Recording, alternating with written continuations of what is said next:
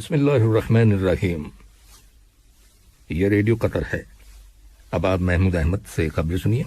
ابتدا میں پیش خدمت ہے اہم خبروں کی سرخیاں۔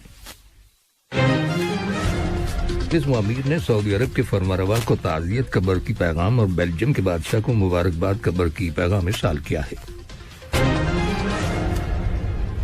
نائب وزیر اعظم اور وزیر خارجہ نے جو اس وقت امریکہ کے سرکاری دورے پر ہیں، امریکی سینٹ کے ممبران اور قومی سلامتی کے مشیر کے ساتھ ملاقاتیں کی ہیں۔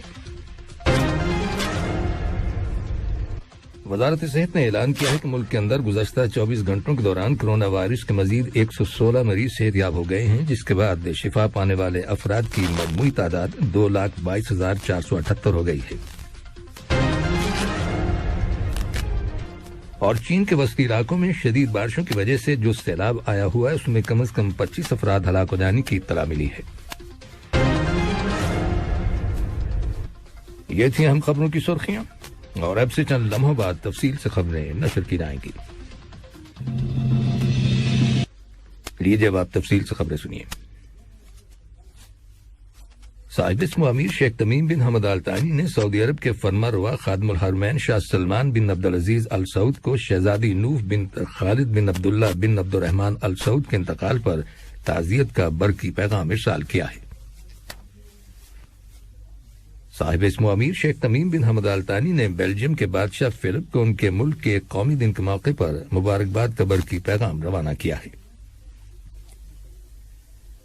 نائب وزیر اعظم اور وزیر خارجہ شیخ محمد بن عبد الرحمن آل ثانی نے جو اس وقت امریکہ کے سرکاری دورے پر ہیں، واشنگٹن میں امریکی سینٹ کے خارجہ تعلقات کی کمیٹی کے نگران رابرٹ مینینڈس اور سینٹ کے دیگر ممبران کے ساتھ الگ الگ ملاقاتیں کی ہیں، جن میں قطر اور امریکہ کے تعلقات اور تعاون اور اس خطے کے موجودہ حالات کے بارے میں تبادلہ خیال کیا گیا۔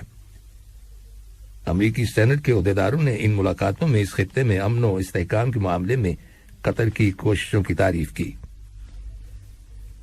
نائب وزیر اعظم اور وزیر خارجہ شیخ محمد بن عبد الرحمن آل ثانی نے امریکہ کی قومی سلامتی کے مشیر جیک سولیوان کے ساتھ بھی ملاقات کی، جس میں دونوں ملکوں کے تعلقات زیر بحث آئے اور افغانستان، عراق، شام، فلسطین اور ایران کے موجودہ حالات کے بارے میں تبادلہ خیال کیا گیا۔ نائب وزیر اعظم اور وزیر خارجہ نے قطر اور امریکہ کے مابین مختلف شعبوں میں تعاون کو فروغ دینے کی اہمیت پر زور دیا۔ امریکی قومی سلامتی کے مشیر نے اس خطے کے اندر قطر کے سیاسی رول اور مختلف تنازعات اور اختلافات کا مستقل اور پائیدار حل تلاش کرنے کے معاملے میں قطر کی ثالثی اور مصالحانہ کوششوں کی تعریف کی۔ وزارت صحت نے اعلان کیا ہے کہ ملک کے اندر کرونا وائرس کے 128 نئے کیسز رجسٹر کیے گئے ہیں، جن میں سے 66 کا تعلق مقیم لوگوں سے ہے، جبکہ 62 کیسز کا تعلق ان افراد سے ہے جو حال ہی میں بیرون ملک سے دوحہ آئے ہیں۔ وزارت نے کرونا وائرس کے ایک مریض کے انتقال کر جانے کی بھی تصدیق کی ہے۔ وزارت صحت کے بیان کے مطابق گزشتہ 24 گھنٹوں کے دوران کرونا وائرس کے مزید 116 مریض صحت یاب ہو گئے ہیں، جس کے بعد شفا پانے والے افراد کی تعداد اب 2,22,478 ہو گئی ہے۔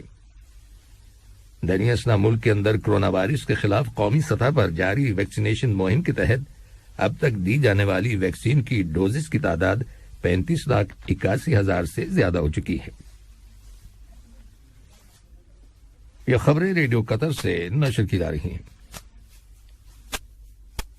مقبوضہ مغربی کنارے کے علاقے میں یہودی سیٹلرز کی جانب سے جنہیں اسرائیلی فوج کی پشت پناہی حاصل ہے، مسجد اقصی پر جارحیت اور حملوں کا سلسلہ بدستور جاری ہے۔ کل مسجد اقصی میں 1 لاکھ سے زیادہ مسلمانوں نے عید الاضحیٰ کی نماز ادا کی۔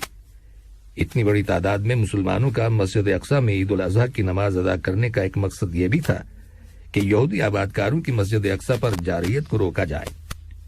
واضح ہے کہ عیدین کی نماز کی ادائیگی کے موقع پر فلسطینی مسلمانوں کو ہر سال ان حالات کا سامنا کرنا پڑتا ہے۔ دریں فلسطین کی قومی تحریک آزادی الفتح نے یورپی ممالک کی حکومتوں سے کہا ہے کہ وہ ایسے اقدامات کریں جن سے اس امر کو یقینی بنایا جا سکے کہ ان کے ممالک کی کمپنیاں اسرائیلی سیٹلمنٹس کے معاملے میں کسی قسم کا کوئی کاروبار نہ کریں۔ الفتح تحریک کے ترجمان جمال عزال نے اپنے ایک بیان میں زور دیتے ہوئے کہا ہے کہ وقت آ گیا ہے کہ یورپی ممالک کی حکومتوں کو بین الاقوامی قوانین اور یورپی یونین کے قوانین پر عمل کرتے ہوئے اسرائیلی سیٹلمنٹس کے ساتھ ہر قسم کی کمرشل ڈیلنگز روک دینی چاہیے۔ سوڈان کے وزیر اعظم عبداللہ حمدوک نے کہا ہے کہ ان کا ملک النہدہ ڈیم کے حوالے سے ایتھوپیا کی جانب سے کیے جانے والے یک طرفہ اقدامات کو مسترد کرتا ہے۔ اپنے ایک بیان میں وزیر اعظم حمدوک نے زور دیتے ہوئے کہا کہ ابھی بھی وقت ہے کہ اس ڈیم کے تنازع کو حل کرنے کے لیے کوئی ایسا سمجھوتا کر لیا جائے جو تمام فریقوں کے لیے قابل قبول ہو۔ چین کے وسطی علاقوں میں مانسون کی شدید بارشوں کی وجہ سے جو سیلاب آیا ہوا ہے، اس کی وجہ سے ہزاروں کی تعداد میں لوگ اپنے گھر بار چھوڑ کر چلے گئے ہیں۔ رپورٹس کے مطابق سیلاب کی وجہ سے سڑکوں کو نقصان پہنچا ہے اور آمد و رفت کا نظام بری طرح سے متاثر ہوا ہے۔ بیشتر میٹرو ٹرین سٹیشن زیر آب آ چکے ہیں۔ معلوم ہوا ہے کہ ہینان صوبے میں شدید بارش ہوئی ہے، چنانچہ حکومت نے 10,000 سے زیادہ افراد کو محفوظ مقامات پر منتقل کر دیا ہے۔ اس صوبے میں حکومت نے سیلاب کی باعث کم از کم 25 افراد کے ہلاک ہو جانے کی تصدیق کی ہے۔ سیلاب کی وجہ سے کئی ملین ڈالرز کی مالیت کی کھڑی فصلیں تباہ ہو گئی ہیں۔ کہا جا رہا ہے کہ شدید بارشوں اور طوفان کے نتیجے میں ہینان صوبے میں ایک ڈیم کے ٹوٹ جانے کا بھی خطرہ پیدا ہو گیا ہے۔ ادھر آج بعد دوپہر زنگزو شہر سے تقریباً 2 لاکھ لوگوں کو فوج کی مدد سے محفوظ مقامات پر منتقل کیا گیا ہے۔ اس شہر کی آبادی 10 ملین ہے۔ نائجیریا کی شمال مغربی ریاست زمفارا کی پولیس نے کہا ہے کہ اس نے اغوا کاروں کے ساتھ گفت و شنید کے بعد ان 100 دیہاتیوں کو آزاد کروا دیا ہے جنہیں جون میں اغوا کیا گیا تھا۔ پولیس کا دعویٰ ہے کہ ان لوگوں کی بازیابی غیر مشروط طور پر ہوئی ہے اور اغوا کاروں کو کوئی معاوضہ ادا نہیں کیا گیا۔ اور آخر میں آپ موسم کا حال سنیے۔ قطر کے محکمہ موسمیات نے اعلان کیا ہے کہ آج رات ملک کے اندر موسم گرم رہے گا اور آسمان پر بادل چھائے رہیں گے۔ کہیں کہیں گرج چمک کے ساتھ بارش ہونے کا بھی امکان ہے۔ اس کے علاوہ تیز ہوائیں چلنے اور گرد و غبار اڑنے کی بھی پیشگوئی کی گئی ہے۔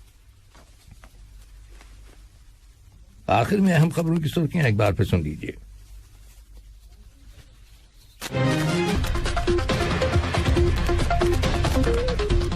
صاحب معاویر نے سعودی عرب کے فرمانروا کو تعزیت کا برقی پیغام اور بیلجیم کے بادشاہ کو مبارکباد کا برقی پیغام ارسال کیا ہے۔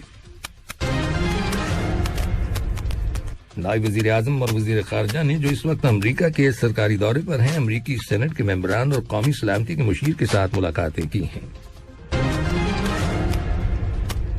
وزارت صحت نے اعلان کیا ہے کہ ملک کے اندر گزشتہ 24 گھنٹوں کے دوران کرونا وائرس کے مزید 116 مریض صحت یاب ہو گئے ہیں، جس کے بعد شفا پانے والے افراد کی مجموعی تعداد 2,22,478 ہو گئی ہے۔